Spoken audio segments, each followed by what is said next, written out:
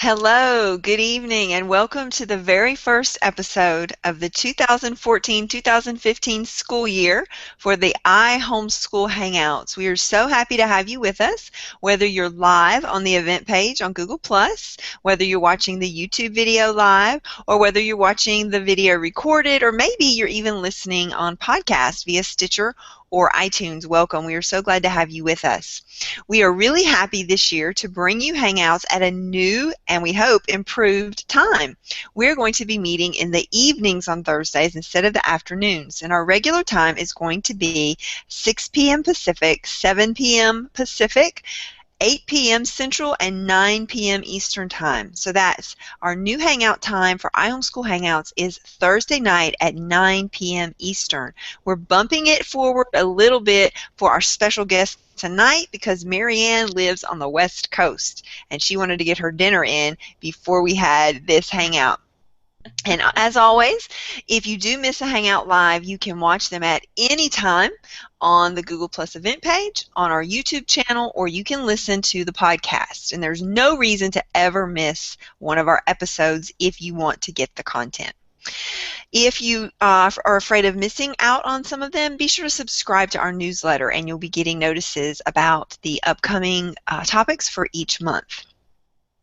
We welcome our live guests and we invite you to write your questions or comments on the event page. Our production manager, Marlene Griffith, will be bringing those onto the screen today. So Marlene, would you take a moment and introduce yourself to our audience? Hey guys, I'm so excited to be here to kick off the new year of these Hangouts. You can find me blogging at indigentheart.com. I write a little bit of everything, faith, family, marriage, just a little bit of everything here and there. I'm excited to be here, and again, if you have any questions, like Jimmy said, just drop them in the event room and I'll bring them through. Thank you, Marlene. Now we're going to shift our focus to our special expert guest. Her name is Marianne Sunderland, and she is a true expert in dyslexia and especially homeschooling with dyslexia. I am so excited to have her here today. Marianne, I welcome you, and I want you to share a little bit about yourself. First, I want everyone to know that you can find Marianne at mariannesunderland.com, and also a brand new site for her, homeschoolingwithdyslexia.com. So Marianne, welcome, and please tell us about your family, your homeschool experience, that kind of thing. Thank you, Jimmy. I'm so glad to be here because encouraging parents that they can homeschool their kids with dyslexia and really that it's the best thing for them is a passion of mine, and it has come at a bit of a price. And that is because I am not dyslexic. I had no idea it even existed. And so about 15 years ago, when my very bright and precocious 7-year-old could not read and he was struggling in all the classic dyslexic ways, but I didn't know what dyslexia was, you know, we were totally stumped. And it was a long process of us getting him tested and realizing that my husband was dyslexic, and he didn't know that he was. He just thought, he came along with all the myths thinking he wasn't smart, but of course he was. Having our kids tested and really, over the years, we have 8 children now. The oldest is 23 and the youngest is 4, and 7 of them are dyslexic. And the thing is that over those years, we've tried a lot of things that don't work. There's, people, I hate to say it, but there are businesses out there that want your money and they want to capitalize on a parent's fear. I mean, if your child can't read, that is a parent's biggest fear, especially a homeschooling parent who may be not that confident in their own ability to teach their kids, right? Maybe as a new homeschooler, you're receiving some, questioning and some doubt from family members, and then you have this child who can't read, right? And you're thinking, what are you thinking? You're thinking, I'm going to put my kid in public school because they are the educational experts. And the truth of the matter is, unfortunately, that they really are not. Public school teachers or bachelor's degree teachers are not taught anything about dyslexia. In fact, shockingly, even master degrees, people with master's degree in reading like as a reading specialist, do not have very much information at all on dyslexia. They have a one-semester course, and it covers all kinds of learning problems. It could be autism, mental retardation, all of these things. And so, there's this vicious cycle going on. And for me, it's a passion of mine to really encourage people that not only can they homeschool their kids with dyslexia, but it really is, in my opinion, the best way to go. So, Marianne, I want to hear more about that. It's fascinating that 7 of your 8 children have dyslexia. So right off the bat, that makes me think that this must be a hereditary condition, or it's really kind of a gifting too. I know you have a fascinating article about the advantages of dyslexia, and I posted that on the event page. I hope everyone will look for that. But you seem to be saying that homeschooling is a good option for kids with dyslexia, and I think that goes against what most people might think when they first hear about it. So would you please just delve into that a little more and explain why? You already mentioned that maybe public school teachers don't have the training that they need, but then a parent might say, well, I also don't have any training, so how in the world can I do it? So address that, and why is homeschooling a good option for children with dyslexia? Sure. Well, because the public school system, they have good intentions. The body of law surrounding special education is enormous, and therein lies the problem, really. There are just too many kids.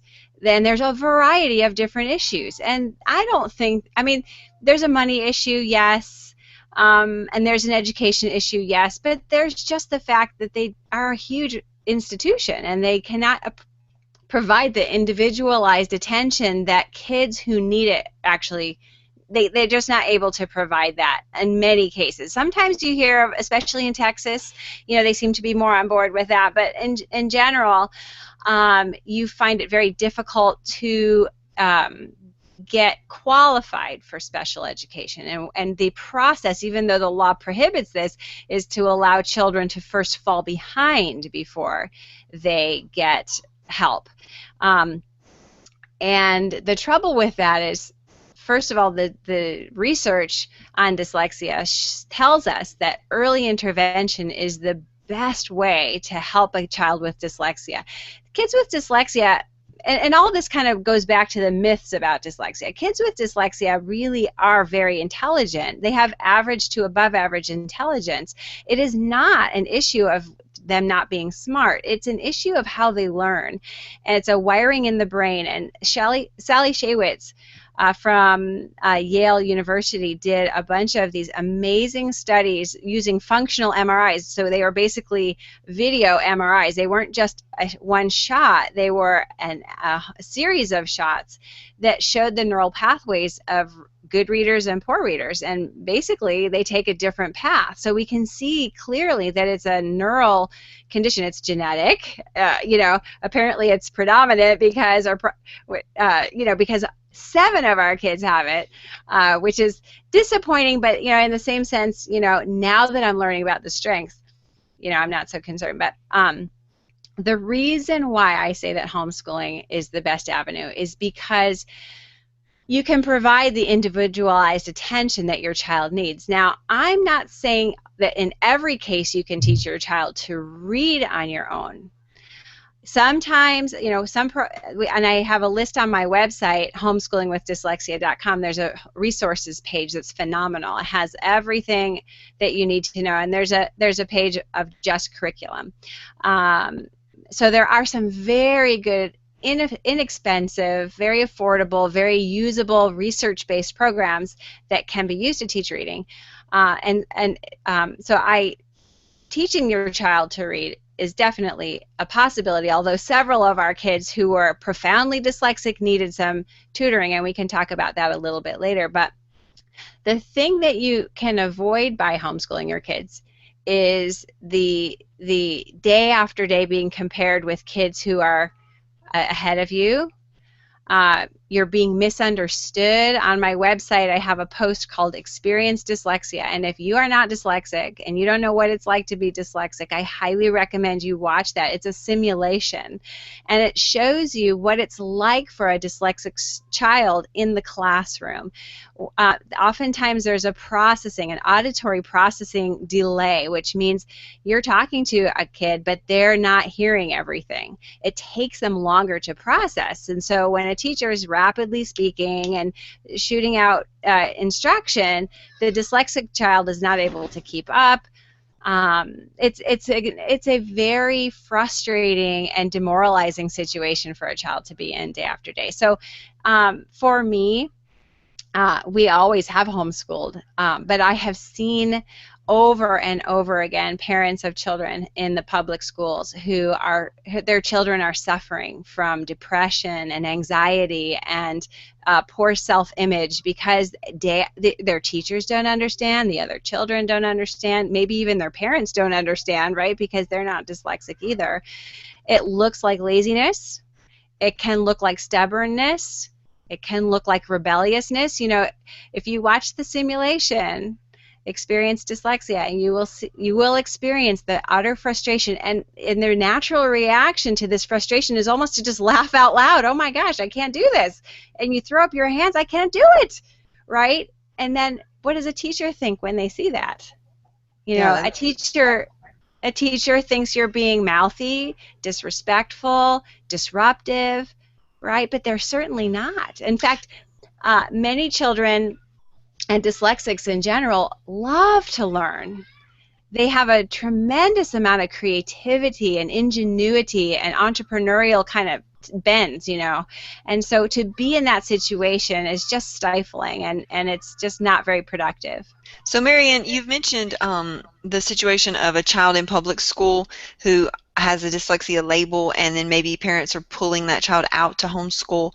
What about someone who's already made the choice to homeschool and suspects their child might be dyslexic? How do you know? I mean, because children have lots of different reading issues and reading difficulties, so how do you know? And if you're a homeschooler, how important it is to get that label and to be tested? Could you just discuss that for people that are outside of the public school system already and wondering if their child might have dyslexia? Yes, absolutely. First of all, the number one reason a child struggles to read is dyslexia. If your child has, you know, normal intelligence, you know, they're speaking, they're doing everything everybody else is, average to above average intelligence, but they are struggling to read, it is almost guaranteed that that is caused by dyslexia. So if you're homeschooling a child who is struggling to read and they don't have other issues, I would say that the chances are 90% certain that they have dyslexia. Well, that is fascinating. So, Marianne, can I ask you, at what age then? So, because I know a lot of parents push their kids really early, you know, 4 and 5, they're trying to teach them to read. If a 4 and 5-year-old's having trouble reading, would you say that's dyslexia, or would you say maybe you can't make that judgment until later on? Well, that's true. Reading itself, you know, there are kids who do learn later.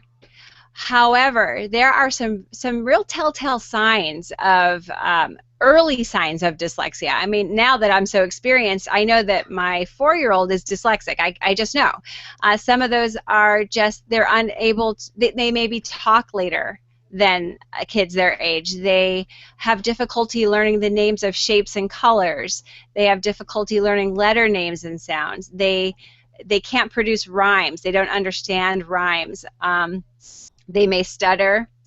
They have trouble with sequence, like rote memory. So if they don't know their birthday, they might not remember their middle name. They can't recognize, they don't know the month of the year, you know, things like that. I'm looking at my website. I have a list, an extensive list of signs on the FAQs page, but in the early ages it is difficult to diagnose, but it is something to look out for sure. And then as the child gets older, if they dislike reading, if their reading is slow and choppy, if they guess at words, they're not using the clues, the phonics clues that you've given them, Also, they can have trouble expressing themselves. So they'll be, I'll never forget my boy he's almost 17 now, and he was trying to describe broccoli, and he was like, it's that vegetable, and it's green, and it kind of looks like a tree, and he just could not pull the word broccoli out of his mind, right? But this is very common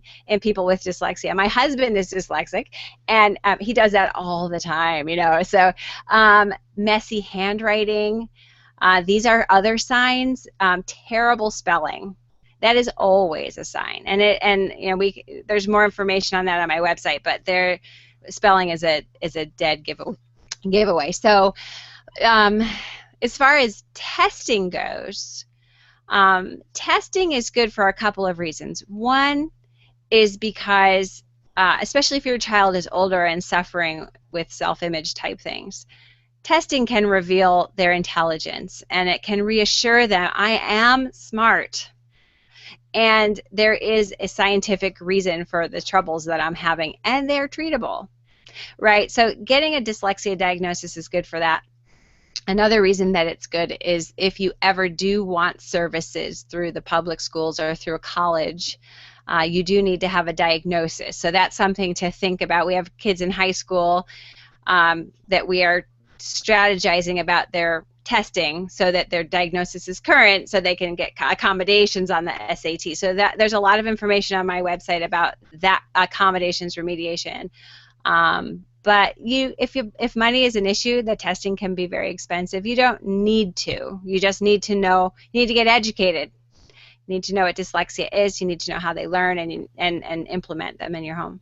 So would you say then that a parent who feels the child does have some dyslexic tendencies at a minimum could still benefit from, say, reading your site, taking some of your courses, and implementing these strategies even without having a label and official testing? Absolutely, because I think learning styles and understanding learning styles are pretty common now. I think people understand it. Some people learn auditorily better. Some people learn visually better. Some people are kinesthetic. They need to move around. So, everybody learns from all of those senses. And the basis of teaching a dyslexic child is using multisensory methods. And the theory behind that is that you're using more areas of the brain, right? So you're hearing it, you're seeing it, you're touching it, and all of these areas of the brain are ignited, and they're all processing that information at once, and information goes in and it sticks.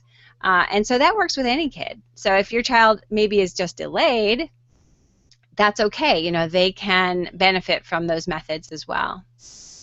Okay, that's great. And I do want to say a few words about Marianne's training course. Marlene's going to be bringing some comments in just a second, and I want everyone to know that if you go to homeschoolingwithdyslexia.com, you're going to find some really valuable training courses. Marianne has invested a lot of her experience into these, and they're going to help you quickly and easily get educated. She talked about needing education, and these courses are going to help you do that and help you to teach your children.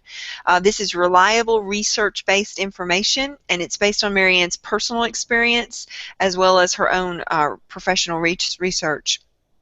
These courses are going to teach you or teach any kind of person in these categories. If you're considering homeschooling your dyslexic child, if you're already homeschooling but you're having trouble teaching reading or any other area of learning, this course will help you. If you need the confidence that you can indeed homeschool your child with dyslexia, this course is for you. And if you need encouragement, maybe you know what you're doing, but you still need a little help and hand-holding, these courses are going to help you. Or if you just want to understand dyslexia better. So I do encourage all of you to go to homeschoolingwithdyslexia.com.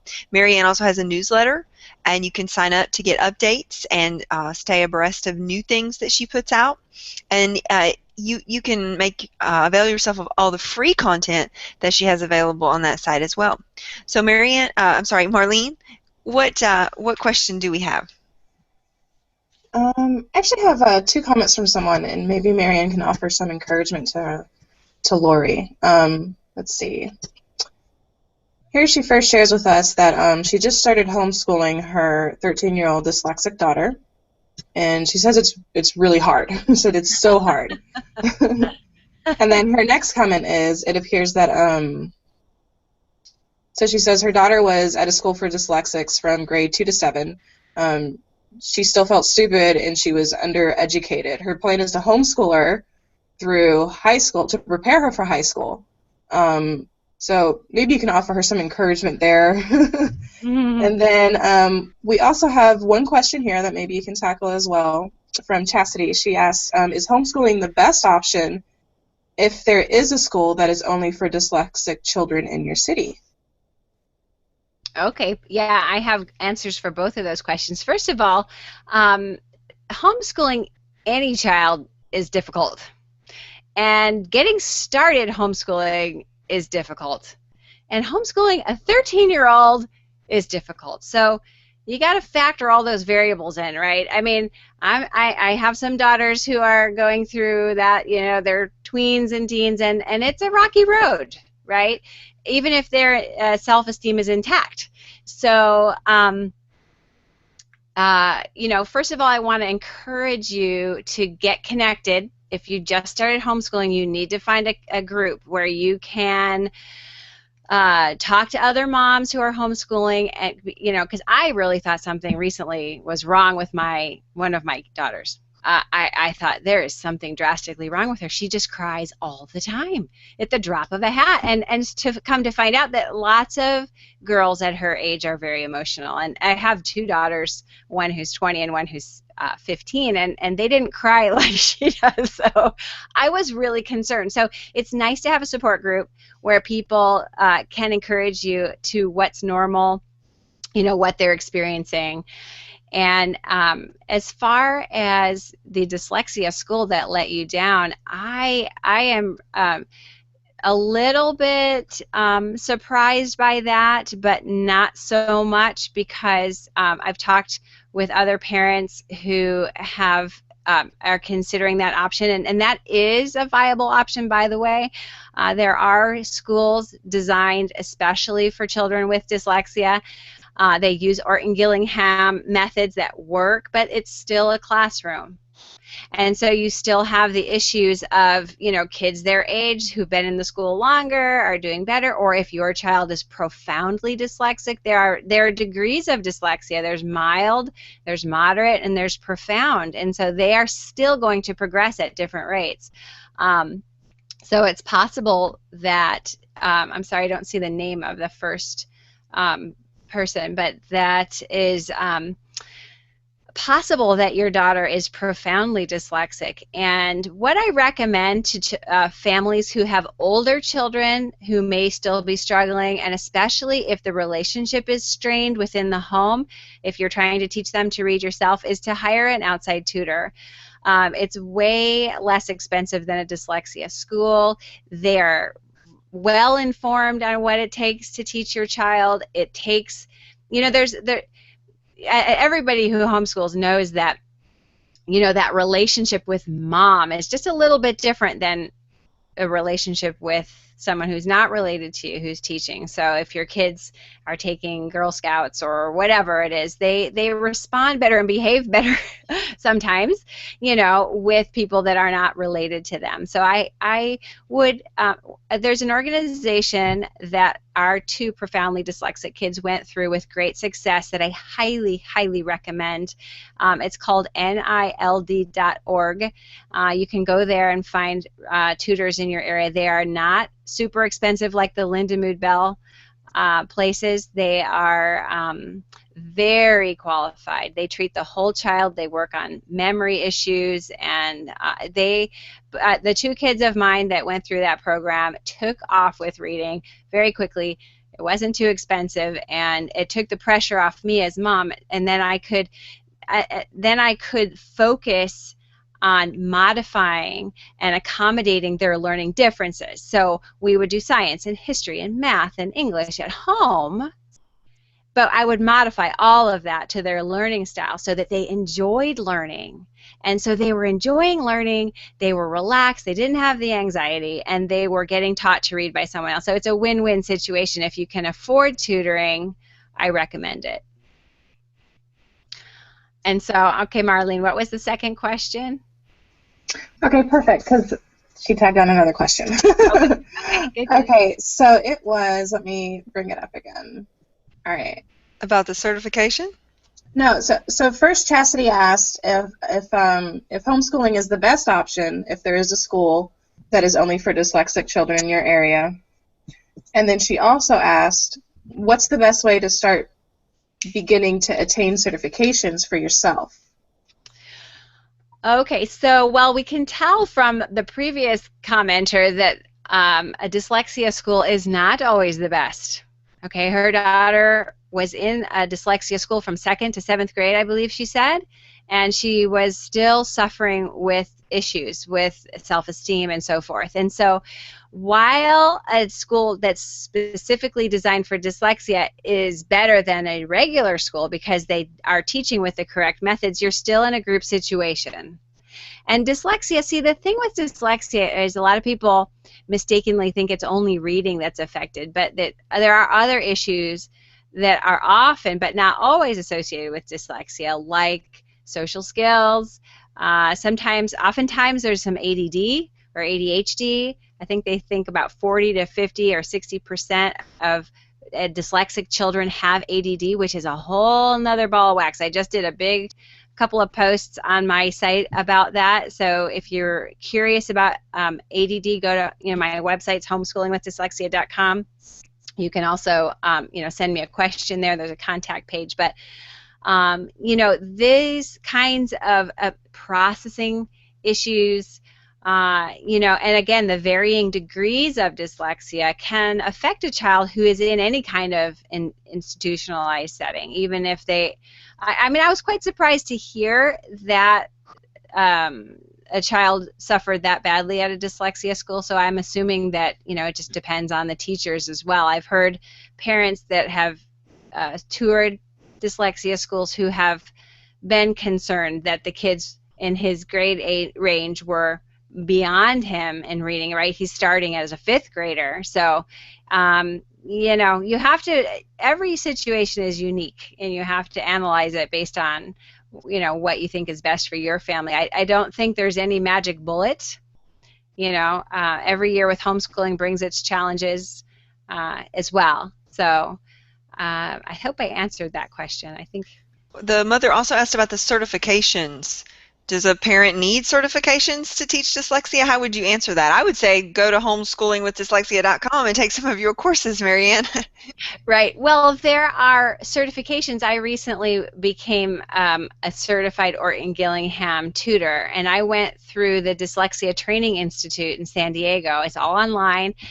You become a certified dyslexia tutor, and you learn a lot about dyslexia. A lot of it are already new, but a lot of the technique I learned through the course. And it's How important is that, Marianne? Do you think that's essential for a parent? it's hard. It's hard for me to say because I've been homeschooling kids with dyslexia so long. Then that's why I offer the courses, because I want to cut to the chase.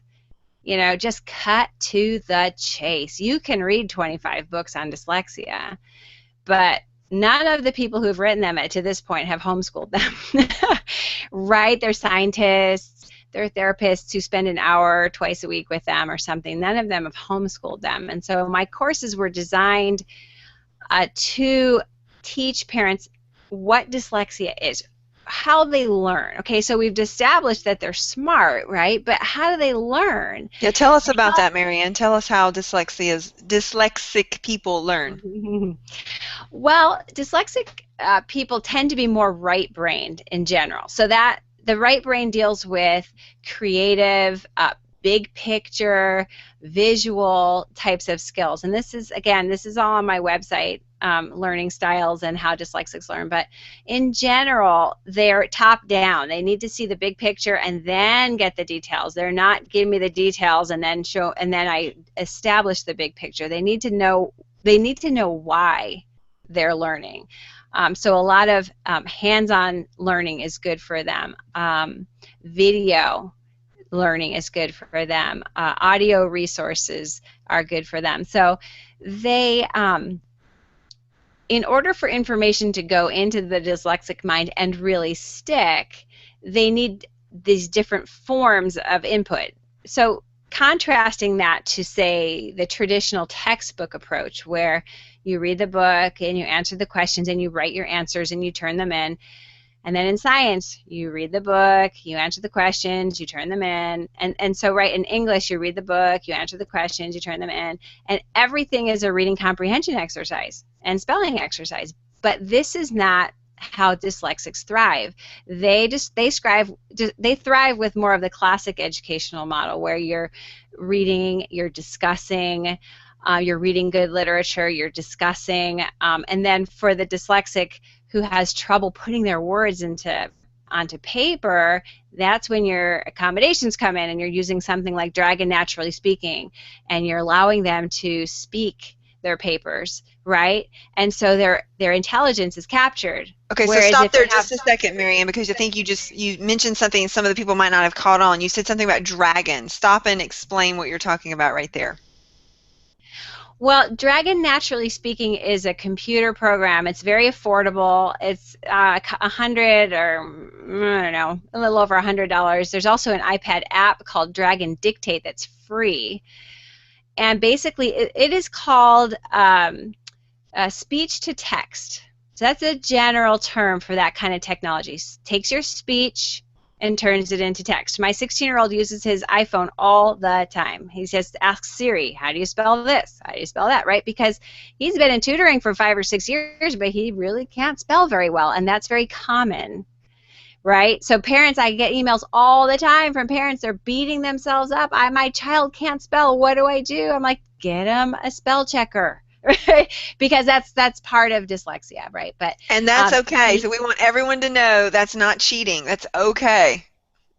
Oh yes, I just did a couple posts on accommodations and how, the mentality is that helping kids is cheating, and it absolutely is not, because the goal is to help them to understand and help them to express what they know, not a reading comprehension test, right? Mm-hmm. So once you shift from that mentality of the traditional textbook, and they have to be able to read and they have to be able to write, you open up a beautiful situation where the child is thriving. Now, I just need to say a little bit about that textbook approach, because a lot of our kids are going to go on to college where they may be required to use that. In high school, I do expose my kids to textbooks, and I teach them how to read them. There's a method to read them. I haven't posted about that yet, but it's coming.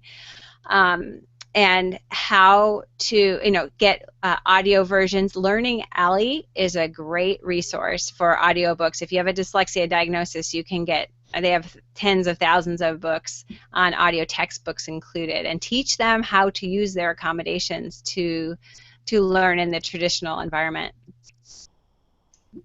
Okay, Marlene, what other questions do we have? Okay, Marianne, we got a lot of questions for you here. Okay. Okay, we have 2 people asking about thoughts on math for dyslexic students. And one of them says, I have a question. I have a newly diagnosed 10-year-old, and I've started my research. Mostly I know the typical stuff and probably some stereotypes and a few things beyond. I'd like more information on how dyslexia affects math and what I can do to help my student in that area. He does not struggle with dysgraphia or okay, I don't know these terms, but you can see it. I'm sorry. So she was asking about math, and someone else had asked about a suggested math curriculum as well for children who have dyslexia. Okay. Well, some kids with dyslexia do struggle with math as well, and it's called dyscalculia. And basically what it boils down to is just a lack of math sense, right? They just can't comprehend. They don't comprehend math. So I have had children with dyslexia who have been able to solve algebra equations in their head, and I had another child who took it 2 times, and I just passed her so she could graduate. It was bad, right? So there are different extremes, right? Every child with dyslexia is a little bit different, but it is very common for kids with dyslexia to have trouble with math. And in the younger years, a very good method is to use a curriculum that uses manipulatives. A great one that we've used for many years is Math UC. So it starts in the younger years with the base 10 blocks, and then as you get into the pre-algebra years, they have fraction blocks. I learned so much by using these manipulatives. I never understood math. I was very good at math, but I never understood it until I went through this curriculum with my own kids, and I was like, hey, check this out. You know, if you multiply fractions together, you get these teeny tiny pieces. It's really cool, right? Because you're using these fraction overlays to help you. They also have a really good geometry program. Algebra, we kind of switched. We went to a teaching textbooks approach for that subject because, you know, in California or in our homeschool group, our kids have to pass a standardized test at the 12th grade level to graduate, and we felt like the Math UC curriculum was not really preparing them to take a test, and so we did switch to teaching textbooks. Now, that doesn't mean we switched to that in 3rd grade, depending on the child. That's the youngest year that they have that program. I just recently did a couple of good posts on dyscalculia on my website and the blog. So you got to click on the blog and search for math. And I have a lot of resources and tips for how to help teach math in a multisensory way where the facts stick. So it's too much really to talk about here, but understand that some kids do lack that math sense, but there are things that you can do to help them. Okay, so let me just inject right here and remind everyone we are so appreciative of all your comments and questions. Obviously, as Marianne said, every child is unique, every situation is unique. I want to encourage all of you to open another tab and go to homeschoolingwithdyslexia.com. Marianne has multiple courses there besides the parent training one we just mentioned. There's also one on understanding dyslexia, and there's one on teach them so they really learn, and my guess is that probably mentions math teaching. So please go to her site, look at her courses. Marianne also offers individualized consulting. If you need some one-on-one time with her, set up an appointment with her. She is a great resource. But thank you for your questions. Keep them coming. Marianne, we talked a little bit about the dyslexic mind. Are there other teaching methods or curricula that you want people to be sure to know about? I know you've mentioned hands-on, you've mentioned you know, listening and discussing versus just a textbook reading comprehension approach. Are there any other things that you want to make sure that we know about for teaching methods or specific curricula? Not really. I think it's important to get educated on how dyslexic kids learn, and there's a lot of information on that on my site, and then the curriculums are there. You know, I think we've covered it. Teaching a child with dyslexia, and there's a lot of teaching tips on my site also. So little things, you know, choosing curriculum first of all, and then knowing that no curriculum is going to work out of the box. You know, even if it's designed for a dyslexic student, we have used All About Reading with our younger dyslexic kids, and with great success. But I modify it. I have to modify it. They need a little more practice. They need less of certain exercises. With my little guy who likes to move, I have to break it into 10-minute chunks throughout the day, right? So we're always, I mean, it's interesting because dyslexic people are outside the box thinkers. They're very entrepreneurial. I think there was a study done in Texas, and it talked about how, oh gosh, 30% or 40% of entrepreneurs are dyslexic. Richard Branson, Steven Spielberg, they are outside the box thinkers, and you have to step outside the box yourself to understand them. And it took me a long time to do that because it's kind of ironic. I am extremely left brain and linear. So my husband and I used to go back and forth. Oh, he'd say they don't need to go to college. I'm like, yes, they do. They have to go to college, you know. And of course now I realize no. They don't. Mm-hmm. They were gifted with certain strengths, and they need to go with those strengths. Not everybody is designed for college. Now, that's not to say a dyslexic child can't go to college. They certainly can, but they need to want to.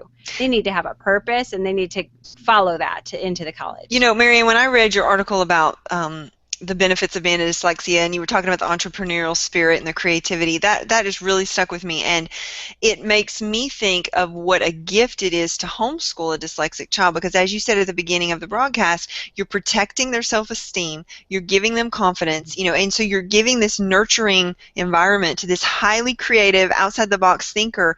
These are the people that are going to change our world and make it better. And Right. you have such a responsibility as the parent of a dyslexic person. I mean, I'm getting the big picture here, and this is so much more than teaching your kid to read. Yes, yeah, that's a good. I should quote you, Jimmy. That was really good, and I think I do say that because like I said, dyslexia affects more areas than reading and spelling, and they really are different kind of learners, but they're bright and they have big hearts, and I just believe, God has created all of these children with a purpose. And when we try to fit everybody into a neat little box that's the same and check off these boxes, okay, they read this, they read that, they learned, we're missing, the point. And some children thrive in that environment. I did as a child. I loved school. And my husband grew up in England, and he was getting the slipper, and he got slapped with the ruler, and I mean, he was in so much trouble all the time. But he's brilliant, and he understands way more about history and science than I do, because I memorized for the test, spat it out on the test, and forgot it, and moved on, and got great grades, and went to college. And he walked out of his first college class and said, I'm not doing this anymore, right, at 16 years old, because he was in college. England's a little bit different. Oh. And he did an apprenticeship as a boat builder and has supported our family for 25 years. So, he's very entrepreneurial, just, wonderful person. But, right, we have to look outside the box ourselves to understand them better. Mm-hmm. That's great. I'm loving this, and we are going to be wrapping up. But Marlene, do we have? I keep mixing up Marlene and Marianne, my M names. Marlene, do we have maybe one last question or theme we want to touch on before we wrap up? We do have one last question. It's a very good question from Kyle. Yeah. So she asked, can a child be both gifted and dyslexic? She loves to read, but to us, she's a very slow reader to us. So I was considering allowing her to listen to some of her assigned reading in audiobook format. Do you have any ideas for gifted dyslexics? You're correct, Kyle. There is such a thing as being gifted and dyslexic, and you can Google twice exceptional. So this is a term that describes children who are not only exceptionally bright, but they have exceptional learning struggles. And so oftentimes they call it stealth dyslexia. The dyslexia is really hard to find because they're so smart. They're able to memorize words by sight, or they're able to create other ways of learning or remembering words. And so yes, they are slower, and oftentimes their spelling still struggles. Maybe their handwriting, it's very difficult for them to handwrite still. And so yes, with a twice exceptional child, it's extremely important to provide accommodations like audiobooks, because you have to nurture their intellectual ability.